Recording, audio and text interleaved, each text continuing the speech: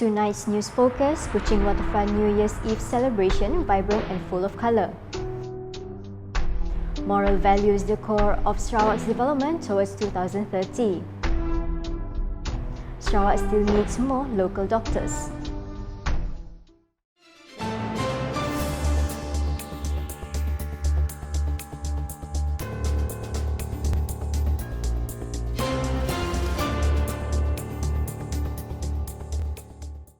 Good evening.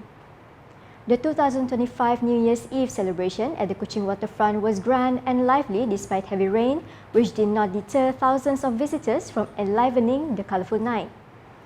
The event was graced with the presence of the Sarawak Governor Tun Pehin Sri Dr. Wan Junaidi Tuanku Jaafar, accompanied by his wife Toh Puan Datuk Patinggi Fauzia Muhammad Sanusi. Also in attendance was Sarawak Premier Datuk Patinggi Tan Sri Dr. Abang Abdul Rahman Zohari Tun Datuk Bang Openg. Organised by the Ministry of Tourism, Creative Industry and Performing Arts (MTCP) in collaboration with the Sarawak Arts Council (MSS), the event attracted over 20,000 visitors from across the region. A variety of activities were held throughout the evening, including stalls offering a range of local products and delicacies. The official segment began with an opening performance by the MSS Permata Seni performers, followed by captivating dancers from ICAT's Performing Arts, Youngsters and Kinate Dance Group, which wowed the audience with their dynamic choreography and colourful costumes. Additionally, vocal performances by renowned artists excited the crowd, featuring stunning renditions by Hetikos Endang, ZRV, Akim and the Magistrate, alongside other local and international performers. The highlight of the event was a synchronized fireworks show that lit up the night sky, marking the transition to the new year with beauty and renewed enthusiasm. This celebration underscored the spirit of unity and togetherness among Sarawakians in commemorating significant moments, further strengthening harmony in the region. Sarawak continues to strengthen its role as a state that emphasizes moral values and community harmony in its efforts to achieve the development vision by 2030.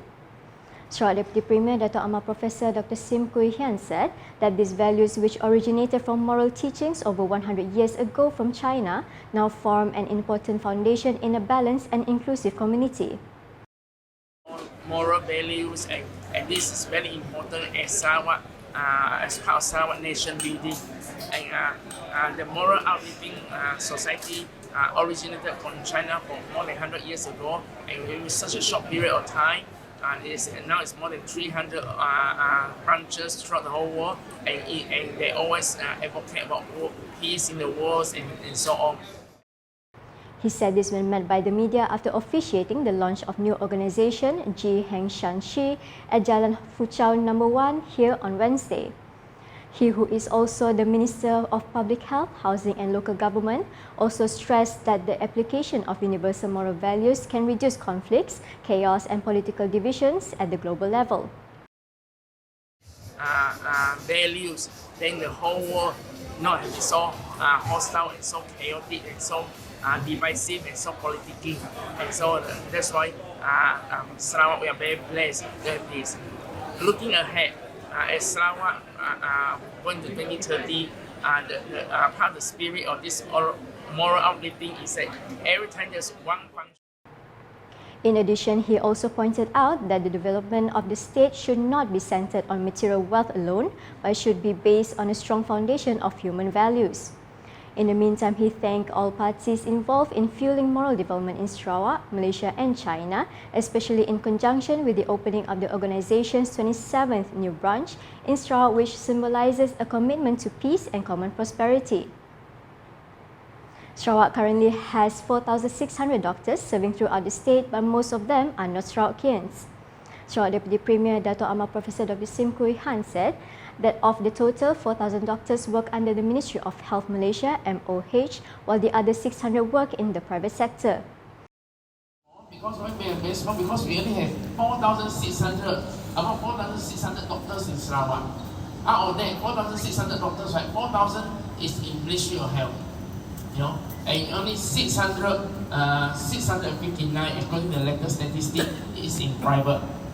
And this private is not only private clinic, these are private hospitals also. He said this when officiating the opening ceremony of the Sarawak Malaysian Medical Association (MMA) and Society of Private Medical Practitioners Sarawak (SPMPS) office in Kuching on Wednesday. Dr. Ahmad Dr. Sim stressed that the issue of the shortage of local doctors needs to be given serious attention, especially when the majority of doctors serving in the state are not from Sarawak. So Sarawak, despite such a small number of doctors, because out of 4,000 doctors, right, in the public hospital, right, majority are non-Sarawakian, you know. That's why I want to address some of these issues. Therefore, he called for increased efforts to produce more local doctors to ensure that the health needs of Sarawakians can be better met in the future. North Kuching City Hall DBKU welcomes the new year 2025 with new resolve and commitment to make the city more sustainable, innovative and competitive.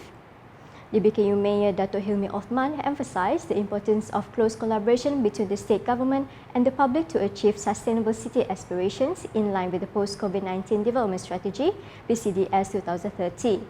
He said the year 2025 is an opportunity to accelerate the steps towards the sustainability of this city. He added that DBKU's focus is on expanding modern infrastructure, encouraging the use of green technology and developing North Kuching as a child and senior-friendly city.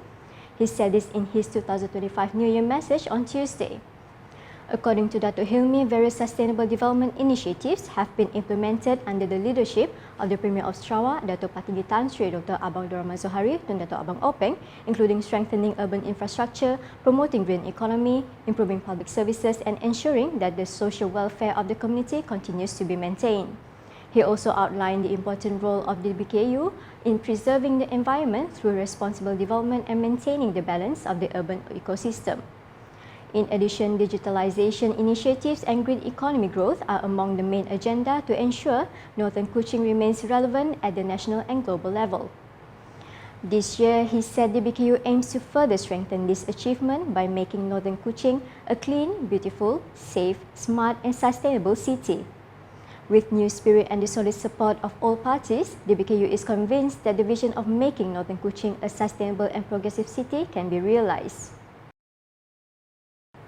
A total of 30 organisations and charities in the Senadin constituency have received a total of RM257,000 in Minor Rural Project MRP grants.